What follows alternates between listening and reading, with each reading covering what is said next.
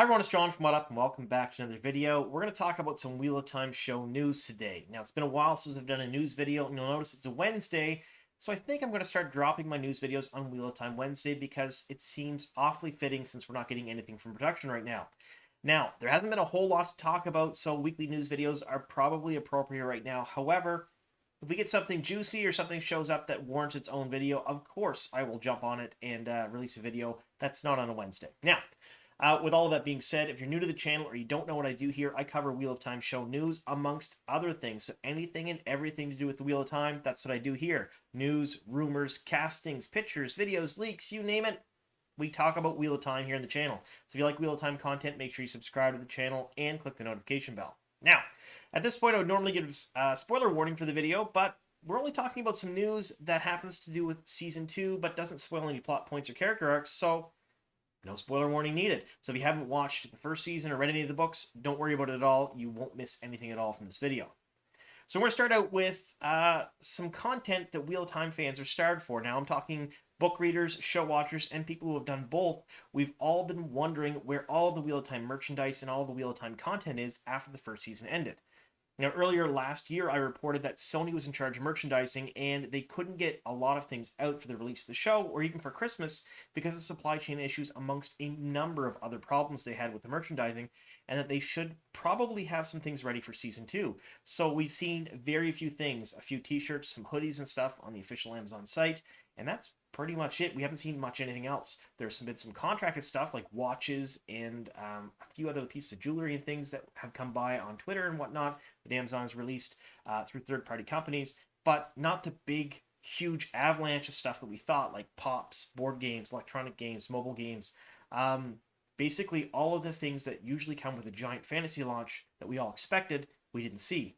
Now, Amazon's slowly playing the catch-up game here. They released something called, well, this has been around a while, the Amazon AR player, but they released some Wheel of Time content in it, so you can basically use it to take a look around and see Shadow Spawn and different things in your general vicinity. Think of it like Pokemon Go, but with Wheel of Time characters that you can't catch or really do a whole lot of other things with, other than see in your phone. Still kind of neat, though. However, I will caution you that as of the recording of this video, it is not available in Canada, my home country, at least on Android. I've had a few viewers who said they've been able to access it on iPhone, but it's not on the Google Play Store as far as I can see, and when I take a look at it, it says not available in my country. Of course, VPNs and all of the other good stuff are available to get these if you're living in a different country, but unless you're living in the US, you're probably not going to see a whole lot of these things released for you, at least initially. I expect much later we'll see some electronic stuff happen, or maybe some other merchandise for the world, but right now, most of that is pretty much targeted to the US and the US audience only. Kind of a bummer, at least for those international folks like myself. Now, we're going to talk about this. Priyanka Bose has spoiled a few things. If you don't know who she is, she's the actress who plays Alana Mosfani on the show, a Green Sister, and yeah, she's the one who accidentally revealed the Elaine casting last year. At least she put a picture out of Elaine, and a bunch of people contacted me and let me know who she was, and then I revealed who that person was in the picture. But she's back at it again. She is like the show's Tom Holland, and I love her for it. At the very least, we're getting a few leaks and tidbits here and there when the cast and crew go on social media and they accidentally let something out. She was doing a little bit of an AMA, talking to some people on Instagram, when, of course, someone asked when Wheel of Time Season 2 should release, and she said mid. She caught herself, and then she corrected to this year.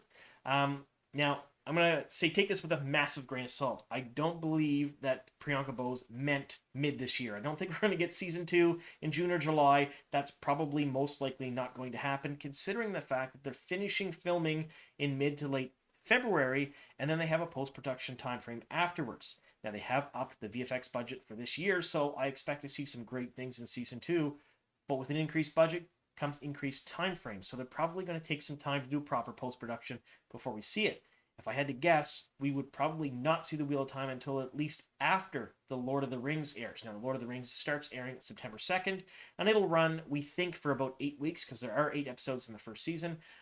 So I'm guessing that the earliest we'll get Wheel of Time is sometime about the same time we got it last year, which is late November, although there have been some rumors that they're postponing it to early next year, but they've been completely unsubstantiated, and I have tried my very level best to find out for you folks, and no one is talking about anything right now. So Like I said, take it with a grain of salt. She said mid, correct herself next year, or this year rather. So I'm going to guess she was probably going to say mid and then a month's name and then stopped herself and then just said this year. So we should see it this year, hopefully. Now, one of the other things we are going to talk about is the fact that a lot of the principal cast is back in Prague. They've been flying out over the last couple of weeks, and they're on the push for episodes 7 and 8. So the last 2 episodes of season 2 are filming as we speak. Priyanka has posted on her Instagram that she's back. Daniel Henney was spending some quality time with his dogs before he went back. And then, of course, he posted this saying he's back at it. So we should, at the very least, see them in action during the last couple episodes. Now, this is interesting because we do know that in The Great Hunt, the second book, which we believe most of the second season will be based on, there's not a whole lot of Moraine and Lan. Almost none, in fact. There's a little bit there, but there's very little dedicated directly to them. And Rafe Judkins has made it known that he had to invent a storyline for them to have a little bit more of a center stage during the second season. We know that Moraine ends the first season either stilled or blocked. My money's on blocked because, let's face it, it's probably a shield tied off on her, because if she's stilled this early on in the game, I don't think that would make for a great show call, but it is a great cliffhanger to end the first season on. So I think most of their second season storyline will be working around the fact that she's trying to figure out how to unravel her shield and get back to channeling.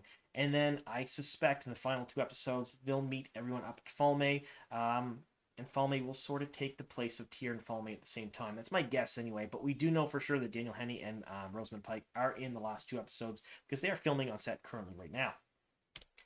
Now we're going to talk about this, The Lord of the Rings. I did previously mention this. It's coming out September 2nd.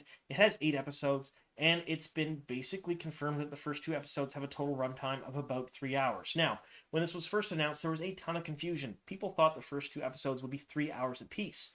That's not exactly how it was worded, and that's not how it came out. However, I think, and this is something that I've been told anyway, that the first episode and the second episode will be about an hour and a half apiece. So there'll be 2 opener episodes, an hour and a half each, and then every episode after that will be around an hour or so.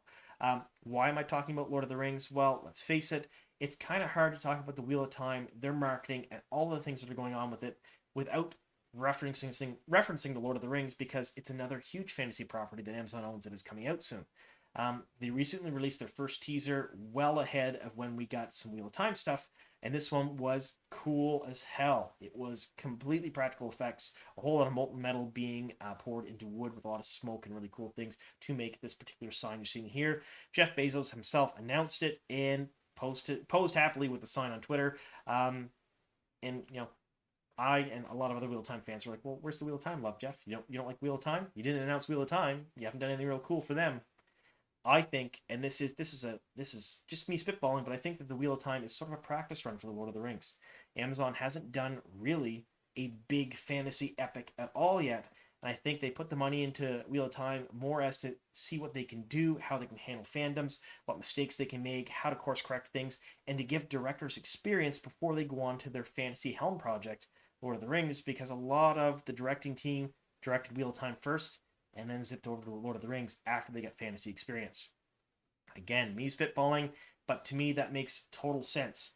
And yes, I completely understand why the Wheel of Time is taking second fiddle to Lord of the Rings, because it's not as well known. It doesn't have as huge an established fantasy fan base, but I really would like to see the Wheel of Time get a little bit more love from Amazon. Maybe Jeff should show up wearing an Aes Sedai ring or something. I don't know. All right, the last thing I want to talk about today is Silver Screen Tours is basically hosting tours in and around Prague, and they're calling them Wheel of Time tours. One of the things that they've mentioned on the tour is, and I'm going to completely butcher how I say this, and I do apologize, Ploskovoi's Castle. There's been a lot of speculation in the fandom well back. We're talking a year and a half back when this location first came to light, that this was the Royal Palace in Andor, that we would see the Andorian royal family. Of course, we didn't see them in Season 1. They were cut. That was completely moved. Although, at the time, we knew they were filming here. We didn't know what they're filming, and everyone just kind of speculated, myself included, that we would see the Andorian royals here. Now, Silver Screen Tours is basically calling this the Royal Palace of Andor on their tour.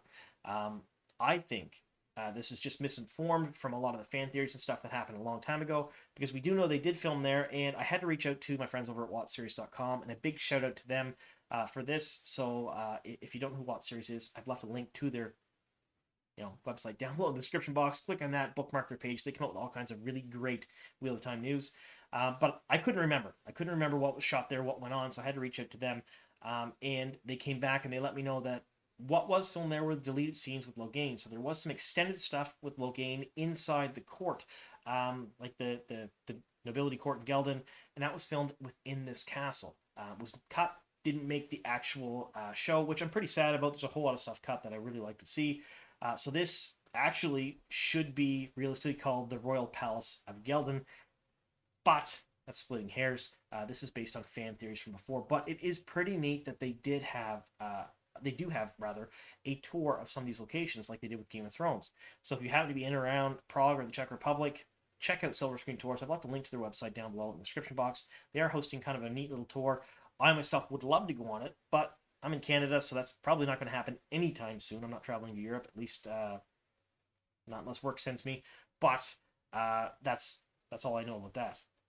All right, so that's all the news I got for you for this week. There are a couple other things that came to light today, such as a description of Season 2 that's been kind of thrown around for marketing that's a little bit in question. There's not really much proof there, but we're going to talk about it. We like to speculate here on the channel. That'll come out in my next news video, probably this weekend. I know I said earlier we'll do one news video a week, but there's been that and a couple of other little things that came to light today that I think would cobble together into a video quite nicely because they complement each other, and it'll be a lot of fun.